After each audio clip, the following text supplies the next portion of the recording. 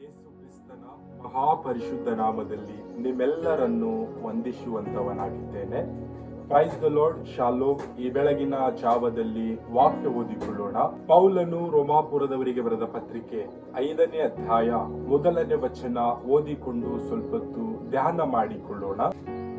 ಹೀಗಿರಲಾಗಿ ನಾವು ನಂಬಿಕೆಯಿಂದ ನೀತಿವಂತರಾದ ಕಾರಣ ನಮ್ಮ ಕರ್ತನಾದ ಯೇಸು ಕ್ರಿಸ್ತನ ಮೂಲಕ ದೇವರೊಂದಿಗೆ ಉಂಟಾದ ಸಮಾಧಾನದಲ್ಲಿ ಇರೋಣ.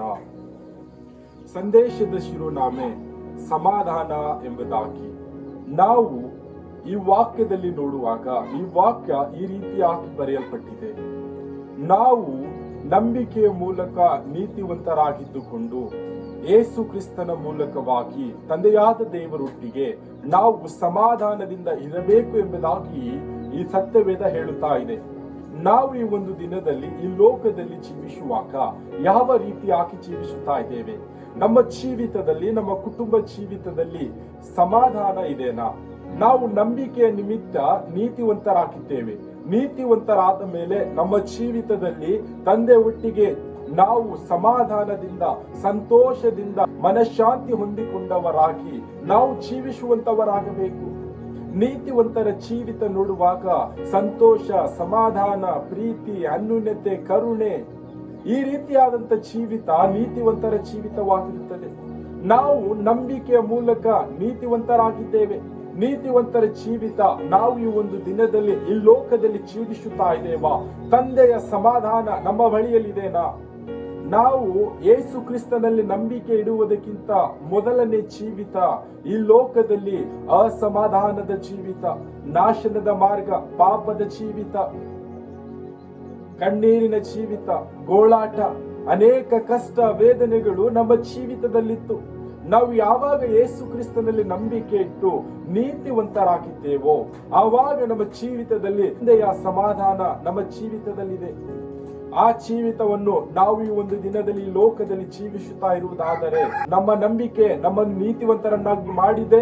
ನಾವು ಯೇಸು ಕ್ರಿಸ್ತನಲ್ಲಿ ನಂಬಿಕೆ ಇಟ್ಟವರಾಗಿದ್ದುಕೊಂಡು ತಂದೆಯ ಸಮಾಧಾನದಲ್ಲಿ ನಾವು ಸಂತೋಷ ಪಡ್ತಾ ಇದ್ದೇವೆ. ಒಂದು ವೇಳೆ ನಮ್ಮ ಜೀವಿತದಲ್ಲಿ ಸಮಾಧಾನ, ಸಂತೋಷ, ಪ್ರೀತಿ, ಅನ್ಯೋನ್ಯತೆ, ಕರುಣೆ ಈ ಜೀವಿತ ನಮ್ಮದಿಲ್ಲದೆ ಇರುವುದಾದರೆ ನಾವು ನಂಬಿಕೆ ಇಟ್ಟಿದ್ದೇವೆ ಆದರೆ ನೀತಿವಂತರಾಗಿಲ್ಲ. ನಾವು ನೀತಿವಂತರಾಗಿದ್ದರೆ ನಮ್ಮ ಜೀವಿತ ಸಂತೋಷವಾಗಿರುತ್ತದೆ, ಮನಃಶಾಂತಿ ಇರುತ್ತದೆ. ಈ ರೀತಿಯಾದಂತ ಜೀವಿತ ನಮ್ಮದಾಗಿರುತ್ತದೆ. ನಮ್ಮನ್ನು ಯೇಸು ಕ್ರಿಸ್ತನು ಯಾಕೆ ರಕ್ಷಣೆ ಮಾಡಿದ್ದಾನೆ? ನಮ್ಮನ್ನು ಯಾಕೆ ನೀತಿವಂತರನ್ನಾಗಿ ಮಾಡಿದ್ದಾನೆ? ನಾವು ಆತನಲ್ಲಿ ನಂಬಿಕೆ ಇಟ್ಟಿದ್ದೇವೆ, ನಾವು ನೀತಿವಂತರಾಗಿದ್ದೇವೆ. ಆ ನೀತಿವಂತರ ಜೀವಿತವನ್ನು ನಾವು ಜೀವಿಸುವಂತವರಾಗಬೇಕು. ನಾವು ನೀತಿವಂತರ ಜೀವಿತವನ್ನು ಜೀವಿಸುವಾಗ ನಿತ್ಯ ಜೀವವನ್ನು ನಾವು ಅನುಭವಿಸುತ್ತೇವೆ.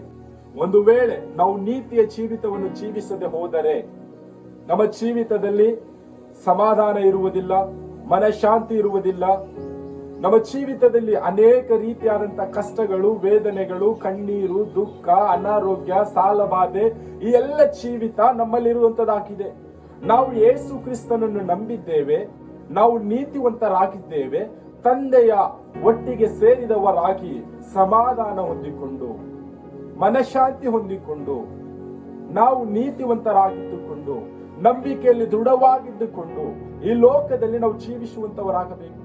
ಯೇಸು ಕ್ರಿಸ್ತನನ್ನು ತಿಳಿಯದೇ ಇರ್ತಕ್ಕಂಥ ಜನರು ನಮ್ಮ ಜೀವಿತ ನೋಡುವಾಗ ಇವರಲ್ಲಿ ಎಷ್ಟೋ ಸಮಾಧಾನವಿದೆ, ಇವರಲ್ಲಿ ಮನಃಶಾಂತಿ ಇದೆ, ಇವರು ಸಂತೋಷವಾಗಿದ್ದಾರೆ. ಇದಕ್ಕೆ ಕಾರಣ ಏನು ಎಂಬುದಾಗಿ ಅವರು ನಮ್ಮ ವಿಷಯವಾಗಿ ಕೇಳುವಾಗ ನಮ್ಮ ನೀತಿಯ ಜೀವಿತ, ನಮ್ಮ ನಂಬಿಕೆಯ ಜೀವಿತ, ಈ ಲೋಕದಲ್ಲಿ ಯೇಸು ಕ್ರಿಸ್ತನ ಪ್ರೀತಿಯನ್ನು ನಮ್ಮ ಜೀವಿತ ವ್ಯಕ್ತಪಡಿಸುವಂತದಾಗಿದೆ. ಅದು ಯಾವುದರಿಂದ? ನಾವು ನೀತಿವಂತರಾಗಿ ಜೀವಿಸುವುದರಿಂದ. ಈ ಒಂದು ದಿನದಲ್ಲಿ ಸುಂದರ ಸಮಯವಾಗಿದೆ. ನಾವು ನಂಬಿಕೆ ಇಟ್ಟವರಾಗಿದ್ದುಕೊಂಡು ನೀತಿವಂತರಾಗಿ ಲೋಕದಲ್ಲಿ ಜೀವಿಸುತ್ತಾ ಇದ್ದೇವೆ. ನಮ್ಮ ಜೀವಿತದಲ್ಲಿ ತಂದೆಯ ಸಮಾಧಾನ, ಮನಃಶಾಂತಿ ಹೊಂದಿಕೊಂಡವರಾಗಿ ಈ ಲೋಕದಲ್ಲಿ ನಾವು ಜೀವಿಸುವಂತವರಾಗೋಣ. ನಾವು ನೀತಿವಂತರ ಒಂದು ಜೀವಿತ ನಾವು ಜೀವಿಸುವಾಗ ನಮ್ಮ ಜೀವಿತದಲ್ಲಿ ಸಂತೋಷ ಇರುತ್ತದೆ, ನಮ್ಮ ಕುಟುಂಬದಲ್ಲಿ ಸಂತೋಷ ಇರುತ್ತದೆ, ಸಮಾಧಾನ ಇರುತ್ತದೆ, ಪ್ರೀತಿ ಇರುತ್ತದೆ, ಅನ್ಯೋನ್ಯತೆ ಇರುತ್ತದೆ, ಕರುಣೆ ಇರುತ್ತದೆ, ದಯೆ ಇರುತ್ತದೆ.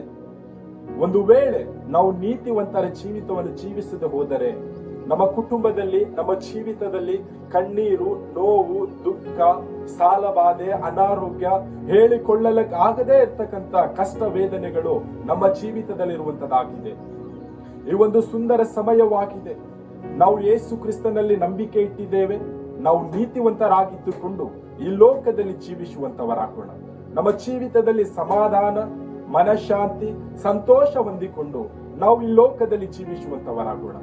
ನಾವಷ್ಟೇ ಸಮಾಧಾನ, ಸಂತೋಷ, ನೀತಿವಂತರಾಗಿದ್ದುಕೊಂಡು ಜೀವಿಸದ ಹಾಗೆ ಇನ್ನು ಯಾರು ಈ ಲೋಕದಲ್ಲಿ ಯೇಸು ಕ್ರಿಸ್ತನನ್ನು ತಿಳಿದುಕೊಳ್ಳಲಿಲ್ಲವೋ ಆ ಮಕ್ಕಳಿಗೆ ಯೇಸು ಕ್ರಿಸ್ತನ ಪ್ರೀತಿಯನ್ನು ತಿಳಿಸುತ್ತಾ ನಂಬಿಕೆಯಲ್ಲಿ ಇರುವಾಗ ನೀತಿವಂತರಾಗಿ ಜೀವಿಸುತ್ತೀರಿ. ನಿಮ್ಮ ಜೀವಿತದಲ್ಲಿ ತಂದೆಯ ಸಮಾಧಾನ, ಮನಃಶಾಂತಿ, ನಿಮ್ಮ ಕುಟುಂಬದಲ್ಲಿ ಸಂತೋಷ, ಪ್ರೀತಿ, ಸಮಾಧಾನ, ಕರುಣೆ, ದಯೆ ಈ ಎಲ್ಲವೂ ಕೂಡ ಯೇಸು ಕ್ರಿಸ್ತನ ನಂಬಿಕೆ ಇಡುವುದರ ಮೂಲಕ ಬರ್ತದೆ ಎಂಬುದಾಗಿ ನಾವು ತಿಳಿಸಿ ಹೇಳುತ್ತಾ ಈ ಲೋಕದಲ್ಲಿ ಜೀವಿಸುವಂತವರಾಗೋಣ. ಕರ್ತನು ಈ ವಾಕ್ಯ ನಮ್ಮೆಲ್ಲರ ಆತ್ಮೀಯ ಆಶೀರ್ವದಿಸಲಿ. ಆಮೆನ್.